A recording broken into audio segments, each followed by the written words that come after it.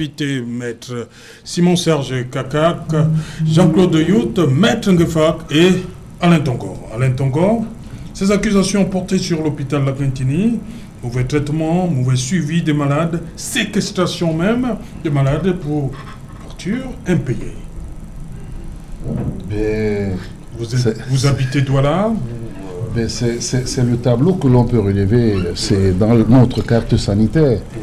Tout simplement dû au fait que... C'est pas une affaire de l'hôpital Lakentini non, seulement? c'est pas une affaire de l'hôpital Lakentini. Malheureusement, l'hôpital Lakentini est l'hôpital qui reçoit le plus de malades, qui a le plus gros flux de malades, donc forcément, ce qui peut être pris de façon relative ailleurs prend une dimension...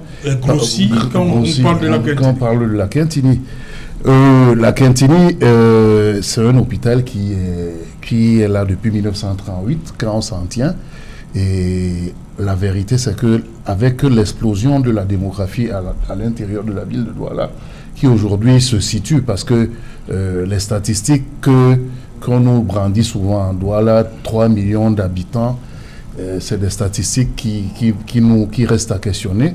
Douala, c'est une mégapole, parce qu'avec l'explosion de la crise anglophone et toute l'insécurité, Douala est de plus en plus attractif. Douala est hyper attractif, et donc un hôpital de la taille de Lakentini pour toute la population de Douala, ça pose un problème.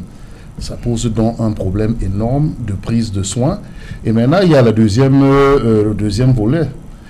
Nos dirigeants sont en train de parler de la couverture maladie universelle, et bon, je crois que ça peut être une forte solution, parce qu'en ces temps de paupérisation de population, il va falloir qu'un élan de solidarité nous fasse baisser les coûts des soins pour qu'on n'arrive plus à des situations ubuesques comme des malades qui sont séquestrés dans nos hôpitaux. Voilà. Jean-Claude Youth, cette situation, on a souvent vu des images des malades séquestrés. On a même suivi là tout à l'heure, pour le cas de la dame, les accidentés de Kwabang à Yaoundé, la dame a parlé de cette femme, cet élève qui n'a pas encore subi les soins parce que, faute de moyens. Très souvent, on place les moyens avant d'administrer les soins. Effectivement. Pas seulement le cas de Lakentini, hein, on parle de manière globale. Là. De manière globale, c'est extrêmement difficile de voir que nous devons sauver des vies. Ouais. Sauver d'abord la vie. Nous devons sauver des vies. C'est d'abord ça. Et puis, vous savez que parmi les missions régaliennes même d'un État, c'est les citoyens ont droit à la vie, droit à l'éducation, droit à la santé. Donc, c'est difficile. Et puis, lorsqu'on tombe malade, on est dans des structures hospitalières, parfois même de très haut niveau. Les soins, ne nous mentons pas, en coût, même dans les pays développés, ça coûte extrêmement cher. De par les plateaux techniques, la technologie, les médicaments et tout. Certains pays développés ont trouvé des solutions à travers la sécurité sociale, à travers l'assurance maladie, à travers les mutuelles. Nous aussi, nous sommes un pays en émergence où nous sommes en train de mettre sur pied tous ces éléments-là. Au même moment où la politique de la couverture santé est en train de se mettre sur pied, il y a aussi quand même une facture. Ça rejoint à peu près le débat qu'on a eu à la première partie. Donc vous justifiez le fait qu'à un moment on puisse séquestrer non. des gens qui étaient malades? Humainement, non. Oui, Ce que nous devrions tout simplement mettre sur pied, c'est qu'au cas où... Le ministre Manaouda parle de l'humanisation des soins. Exactement, l'humanisation des soins. Mais le problème aussi qui se pose, c'est que les directeurs ou bien les dirigeants des établissements hospitaliers ils ont des charges. Ils ont des charges. Ils ont un personnel à payer. Qu'est-ce qu'on fait donc? On dit une chose et son contraire. Non, pas qu'on dit une chose et son contraire. Nous sommes à notre niveau. Oui. C'est pas que nous allons prendre le niveau qui n'est pas le nôtre. Voici par exemple la sécurité sociale, il nous faut 1500 milliards. La couverture santé. Il nous faut 1500 milliards. Ah bon? Alors, donc, déjà... 1500 milliards. Oui, c'est ce qui a été... On ne peut pas les avoir. Non, pas qu'on ne peut pas... Le problème qui se pose, c'est que nous avons besoin de tout au même moment. Comment ça? Nous avons besoin des écoles. Nous avons besoin des routes. Nous avons besoin des hôpitaux. Nous avons besoin que l'équipe Fagnon du football soit aussi performant. Nous avons besoin des gratte-ciel. Nous avons besoin qu'on compare le Cameroun avec peut-être le Nigeria, l'Égypte et ainsi de suite. Nous avons besoin. Mais tout ceci dans un mouchoir de poche. Avec besoin de justice.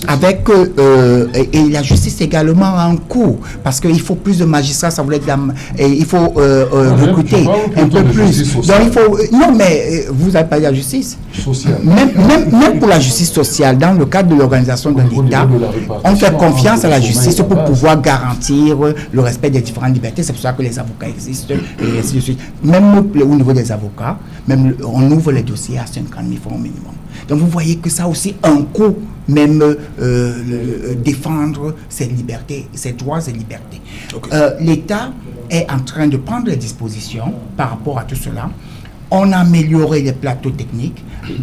On a un peu plus de centres hospitaliers aujourd'hui, c'est-à-dire la carte sanitaire du Cameroun s'est améliorée. L'évacuation sanitaire, c'est un vieux souvenir? Pas qu'un vieux, parce qu'en réalité, même dans les pays développés, il existe des cas où on peut dire le professeur tant est spécialiste, c'est lui qui peut faire ça. Nous, humainement, ici, on a fait ce qu'on pouvait faire. Donc, ce que vous voulez dire que vous pouvez toujours arriver à ces cas-là. Mais vous allez retrouver que un certain nombre d'évacuations sanitaires ne sont plus plausibles dans le cas camerounais aujourd'hui parce que nous avons des plateaux techniques assez relevés. Mais ces équipements, cet entretien, ce renouvellement du matériel, y compris des différents intrants qu'on utilise, c'est pas forcément fabriqué ici. On ne nous donne pas ça gratuitement, ça a un coût.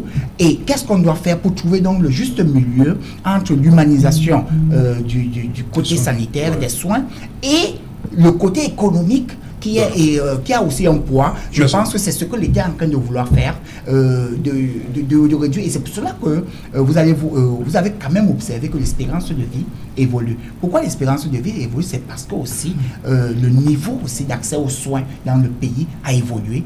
Et, le niveau également des conditions de vie s'améliore de plus en plus. C'est pour cela qu'on vit un peu plus longtemps. Et le taux de mortalité, que ce soit infantile ou bien même à un certain âge, s'est amenuisé. Ça voudrait dire que ne crachons pas dessus. Nous avons des résultats. Nous sommes en train de connaître des avancées dans ce domaine.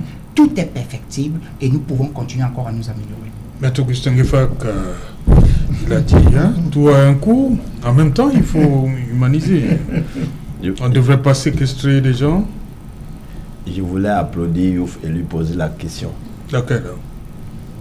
Est-ce qu'on séquestre les gens à la Kintini? Bon, comme il n'a pas répondu, je salue le professeur Noël Somba. Il doit comprendre que les critiques que nous formulons, c'est parce que lui aussi fait assez d'efforts pour nous sortir de la merde. Je dois reconnaître que lorsque vous passez à l'hôpital à Kintini, Docteur Raoult parle de green attitude. Je crois qu'il y a une green attitude là-bas. Vous avez un bon parking, vous avez une bonne salle de prière, tout est propre. Nous exigeons, monsieur le professeur, nous exigeons avec les 10 doigts la qualité des soins. Vous devez dire à ceux qui vous maintiennent là que vous avez besoin dans chaque département, que lorsque un Camerounais se présente, au moins 3 professeurs doivent le recevoir à l'accueil pour savoir de quoi il souffre. Et nous allons applaudir. Alors, nous n'avons pas seulement besoin des fleurs, nous n'avons pas seulement besoin des murs peints. Nous voulons entrer dans ces fleurs, dans ces murs peints et ressortir satisfaits. Nous sommes déjà conscients de tout ce que vous faites comme effort pour sortir de la merde d'antan, mais renforcer, crier, demander au ministre de la Santé de mettre à votre disposition le personnel nécessaire. Parce que chaque jour, si vous faites un tour à l'étranger, vous êtes assaillis par les médecins camerounais. Pourquoi cet exode? Alors, faites l'effort de les retenir. Ce n'est pas de son fait, mais je crois que il fait partie de ceux qui murmurent à l'oreille de ceux qui gèrent. Il faut qu'il insiste, qu'il fasse revenir les meilleurs, qu'il fasse revenir tous ceux qui s'expatrient. Qu'on ait pour chaque cas au moins 6 professeurs, il y en a suffisamment. Vous savez Voilà. que ça fait partie, pas pour vous couper, Cette ça fait partie de fois-ci- son programme. Cette fois-ci, je ne vous permets pas de l'ordre- me couper. Quand je vous donne la de parole, l'Ordre je vous national donne. des médecins, vous savez qu'il était... C'est dans le président. professeur, c'est dans le programme du C'est professeur dans son Somba. programme, c'est dans son Cette programme. fois-ci, Donc, je vous dis, êtes je ne bel et vous bien permets pas. Dans son sillage. Laissez-moi Et faire. C'est une très très bonne chose. Je sais de quoi je parle. Laissez-moi faire. Un bonsoir spécial au médecin-chef qui vient d'opérer ma petite sœur Mansola en Consaba. On cherchait comment faire pour l'amener à l'hôpital général et ça en est occupé. Je suis très heureux de savoir Il est tout seul. mais Il a pu faire. il est tout Il a seul, pu- il a pu faire. Voilà. J'ai dit qu'il faut mettre à ses côtés plus d'un. Parce que dès que tu traverses la frontière, tu veux consulter, on te dit il y a 3 Camerounais ici, il y a 5 ici, il y a 7 là-bas. Il y a problème. Donc, le professeur Noël Essomba, nous allons critiquer davantage si, pour un simple palu, nous ne sommes pas bien consultés par les professeurs. Ce ne sont pas les professeurs qui manquent. Faites-les revenir. Vous avez les moyens, vous avez les capacités, vous avez les connexions. En tout cas, vous avez le parapluie, le Godas. C'est ce que nous voulons à la Kentini. Merci. Maître Kakak. Bon, M. Alain, j'avoue que je commence d'abord par saluer le professeur Noël Essomba, qui est un frère, dont je connais la compétence, dont je connais la moralité. Je sais qu'il est en train de faire un travail formidable à la Kentini, et je sais qu'il peut faire davantage. Mais je dois quand même relever que la Kentini a commencé à s'améliorer bien avant l'arrivée du professeur Essomba. Parce que même sous le magistère du professeur Ndiok, Mais il y en a qui viennent trouver et puis Voilà. ça commence à... Je pense Est-ce qu'il qu'il y a- était obligé de suivre il y a cette beaucoup ligne? d'améliorations. Voilà. Mais ce que je tiens à faire observer, vous savez, chez nous les UPCistes, il y a un idéal qui nous est particulièrement cher. C'est le bien-être des populations. C'est ce que les pères fondateurs de l'UPC appelaient l'élévation du standard de vie. Chez les UPC, c'est sacré. Et lorsqu'on parle de la recherche du bien-être des citoyens, il faut que les gens le sachent. La première chose qu'il faut rechercher, c'est la santé des populations. C'est pour ça que lorsqu'on vous parle de ce qu'on appelle les services sociaux de base, c'est la première chose qu'on recherche, la santé des populations. Parce que lorsque vous avez une population en santé, vous avez tous les outils pour relever tous les impératifs du développement. La deuxième chose qu'on recherche, c'est l'éducation de la jeunesse, la formation de la jeunesse. Parce que lorsque vous avez une jeunesse en santé, bien formée, je suis sûr d'une chose, vous devez absolument vous disposer de tout ce qu'il faut pour vous développer. C'est par là que j'introduis. Maintenant, ce que je tiens à faire, lorsque vous regardez ce qui se passe dans notre pays, il y a un problème. Parce que moi, je n'ai pas envie qu'on vienne ici pour parler de manière spécifique de l'hôpital La Kentini. Il faut parler, j'allais dire, de notre système de santé de manière globale. Je vous arrête. Ce n'est pas... On a fait un reportage sur l'hôpital L'hôpital La Kentini. Je C'est suis notre d'accord. prétexte. Tout à fait. Oui, mais ça Je nous dis- permet. Oui, on est sorti, on a dit, c'est pas... Ça les peut nous problèmes permettre. ne sont ça pas peut nous permettre- spécifiques à La Non, il y a un Kentini problème, seulement. Il y a un Voilà. problème. Il y a un problème. Lorsqu'on vous dit qu'il y a des malades qui sont maltraités à La Kentini, qu'on séquestre les malades, je ne pense pas que ce soit la panade. Seulement. Ce n'est pas seulement Ouais, l'hôpital à La Kentini. Kentini. C'est une situation que nous vivons Oui, partout. dans la presque totalité de nos hôpitaux. Vous comprenez? Mais ce que moi je tiens à faire observer, comme l'a si bien relevé tout à l'heure M. Ngifak, je pense que ce que les Camerounais attendent de nos hôpitaux aujourd'hui, c'est que quand on y va, qu'on rentre satisfait. Même quand on n'a pas les moyens. Voilà. Parce qu'en réalité, les choses comme la santé infantile, les enfants, un enfant qui va à l'hôpital. Moi, il n'y a pas très longtemps, il y a l'une de mes filles qui a accouché. Mais je ne peux pas vous dire ce qu'on a dépensé. Elle a accouché normalement, mais je ne peux pas vous dire ce qu'on a dépensé à l'hôpital. Parce que si nous sommes encore au stade où, pour qu'un enfant accouche, pour qu'une femme accouche, on dit 50 000 francs, 60 000 francs, 100 000 francs, c'est pas normal. Dans un hôpital public, c'est pas sérieux. Vous comprenez? C'est des choses que notre gouvernement peut gérer, parce qu'il y a les moyens pour ça. Une femme qui va accoucher, de mon point de vue, ne doit pas débourser plus de 20 000 francs. Si elle accouche normalement. Première chose. Deuxième chose, quand vous allez dans nos hôpitaux, ça se passe dans d'autres pays, même en Afrique. Je connais des pays en Afrique où lorsque vous allez à l'hôpital, les petites comment on appelle ça, la facture, là, comment on appelle, l'ordonnance. Les petites ordonnances demandent de 10 000. L'État peut gérer ça. Les maladies comme le paludisme, dans beaucoup de pays aujourd'hui, on ne débourse plus d'argent pour avoir les médicaments de ça. Ça se gère dans le Grand Nord.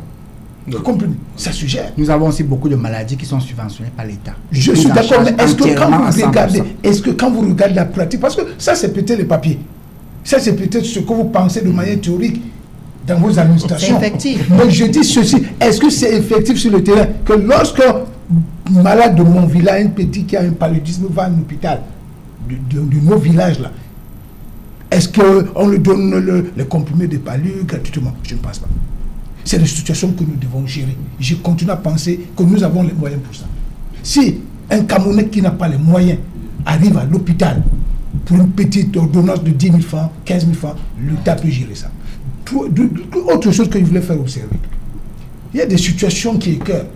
Nous, on a perdu un confrère il n'y a pas très longtemps. Bon, je ne suis pas là pour faire ce procès ici, mais c'est des choses qui nous reviennent.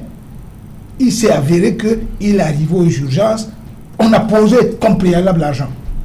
Est-ce que logiquement, dans un pays qui se veut être une république normale, aux urgences, on ne peut pas poser comme préalable l'argent? Non, cette affaire est diable derrière nous. Non, je vous en prie. Non, je vous en prie. S'il vous plaît, je ne vous ai jamais interrompu. Je le souhaiterais parce que j'ai la parole. Ça, mais c'est désormais. Non, monsieur. S'il vous plaît, monsieur.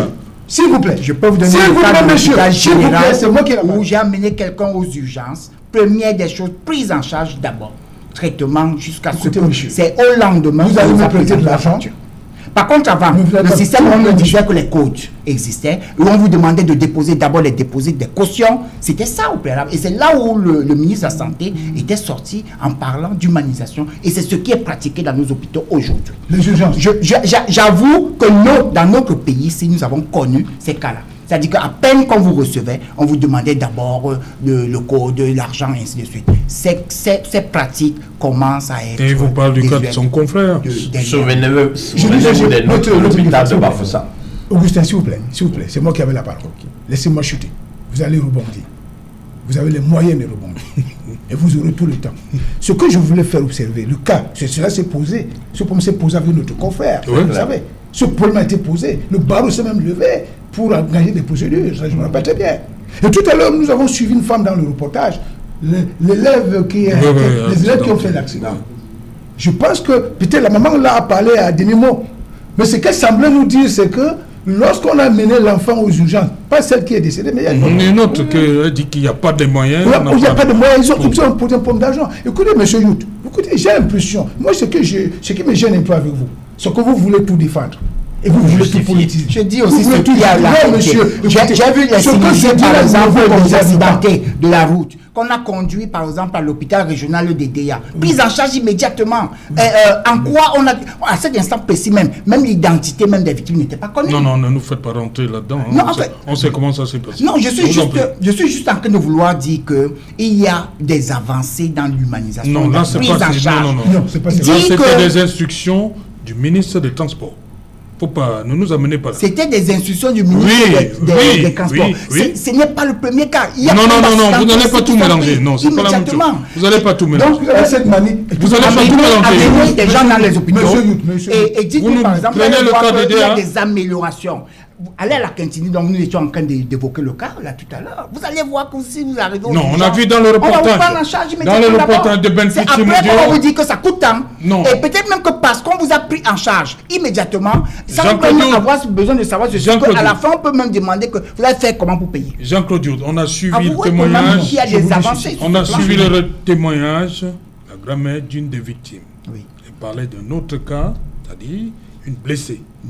Qui n'arrive pas à avoir ses soins, faute de moyens. Elle l'a dit dans le reportage. Vous allez regarder la rediffusion. Vous avez regardé le reportage? Les soins aux urgences. Il y a ce qu'on appelle quel intérêt cette dame à ne pas dire la vérité? Je vous prends un exemple. Les cas sont souvent que dès qu'on amène le cas, on sauve la vie. Maintenant, lorsque c'est stabilisé, on passe à autre chose. S'il vous plaît. C'est ça. Ne me rendez pas désagréable. Lorsque vous parlez, vous écoutez. Allez-y. Autant que je puisse me souvenir, je ne vous ai jamais interrompu. vous dites tout ce que vous dites là. Vous n'avez pas aussi causé toute une émission que je vais vous dire, tout ça. je vais vous dire, et c'est des vérités. Parce que moi, ce qui me gêne avec vous, c'est que vous faites comme si vous vivez dans un autre monde. Vous faites tout comme si, parce que vous êtes du parti au pouvoir, vous défendez tout, même ce que tous les Camerounais voient. Mais pourquoi vous n'avouez pas aussi qu'il y a certaines choses qui sont positives? Je n'ai jamais dit que...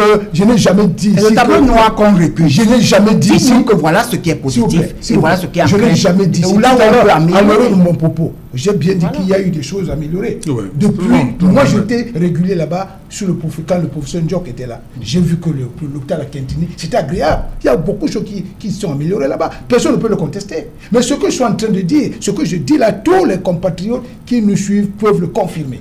Jusqu'à présent, il y a beaucoup de problèmes aux urgences de nos hôpitaux, où nos médecins, nos infirmiers ont toujours le réflexe de poser le préalable d'argent avant la prise en charge. Je dis qu'il faut que cela cesse. C'est par là que la gouvernance sociale va commencer dans ce pays. Parce que je continue à le dire, c'est par là que je vais sortir. Un pays qui a une population en santé, un pays qui a une population bien formée, a tout ce qu'il faut pour assurer son développement. C'est par là que je suis. Merci beaucoup, cher monsieur. Merci, Mme Ngefa, d'être venu. Serge Alain, ce que je demande aux médecins, aux chirurgiens, quand vous avez opéré, n'abandonnez pas chez les infirmiers, vous disparaissez, vous réapparaissez peut-être 3 jours après. Vous devez faire le suivi. C'est très grave ce que vous faites. C'est comme si le serment d'Hippocrate pour les chirurgiens au Cameroun, c'est juste pour de l'argent. Non. Arrêtez un peu. Merci. Merci à vous, Alain Tongo, d'être venu. Merci, parce que cela nous permet de renouer avec votre émission. Et bon, nous avons eu des débats qui ont été constructifs. Quelquefois, ça a été houleux, mais je crois que pour l'essentiel...